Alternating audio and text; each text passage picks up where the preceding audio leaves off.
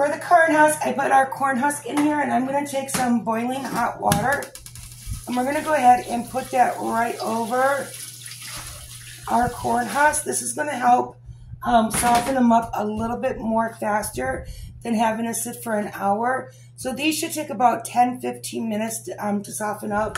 But this is also the brand that I buy. They're pretty soft already. So depending also on the type of brand that you buy, will also determine how long it takes to soften up. Alright guys, so the first thing you're going to do is blend your corn. We have 4 cans of corn drained here. You can use 4 to 5 whole cobs of corn and cut the kernels off, or you can even use frozen corn. You can even use cream canned corn. If you use cream canned corn, you don't even have to put it in the blender. So let's go ahead and blend this up to a nice creamy texture. Okay, we're going to use tamale masa. We're going to use the masa flour for tamales. We're going to use about 2 cups of this. I usually say about a cup's worth for every 2 cans of corn that you use. So we're going to use 2 cups. We might add a little bit more. We're going to put in our 1/2 cup of melted butter, a 1/2 tablespoon of baking powder, and a 1/2 tablespoon of salt. And we're going to use 1 cup of granulated sugar, and we're just going to pour that right on in there. Now we're just going to take our hands and we're just going to go ahead and blend this together with that butter.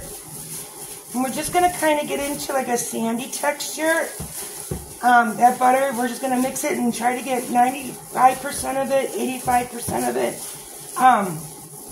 mixed in with that butter and get a sandy texture. Once you got that in the consistency, we're going to go ahead and add in our corn mixture. Okay, we're going to go ahead and gently mix the corn in with the corn masa flour mixture with the butter. We're just going to kind of knead that in with our hands. Now you can use a spoon if you prefer, or you can use your hands with the glove on to mix it together. Alright, once you got that done, I switched out and did my spatula. It does work so much easier with it. So at this point, you get to decide how much tahini that you would like to put in. I'm going to do 2 tablespoons worth and just drop that right on in there, and then we're just going to mix it right on in. So we're going to go ahead and use our corn husk. You want to use the nice smooth side of your corn husk. The rough side is going to have ridges, and a good tip to find out on your ridges is honestly with your fingernail. You can rub your fingernail and you can feel those grooves. Here, I got even a better trick. Hold on. So whenever you guys get your packages of corn husks, if you didn't know this, the rough side is always going to be the bowed outside, and the smooth side is always tucked in.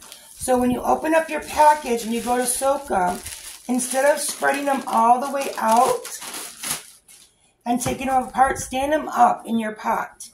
Fluff them out, pull out the hairs, wipe them down and clean them. You can always put a bowl on each side or a cup, and then let them soak this way. When you pull them out, gather them like this, wring them out, and put them in your strainer, lay them down like this. So that every time you pull off, you're pulling one off towards you like this, which will be the smooth side, and you will always have a smooth side facing you.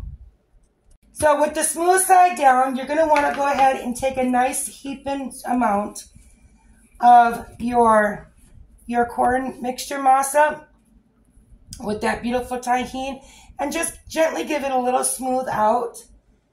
And you can do a small amount of queso fresco, which is like a little half of amount in there, or you can put a nice big fat amount. So it is your preference. Take it up in your hand, just go ahead and fold it over like this. If you have the right amount of butter and masa in there, it won't stick to your corn husk right away, and just kind of fold that over like that, and then go ahead and wrap it. Fold your end up. You don't have to tie it if you don't want to tie it. I like to tie it. Go ahead and tuck under a little piece of corn husk. Give it a quick little tie. And then we're going to stand it up like this in our pot. If you get one that doesn't quite fold over all the way and leaves a gap, this is going to break open and it's going to ooze out as it expands.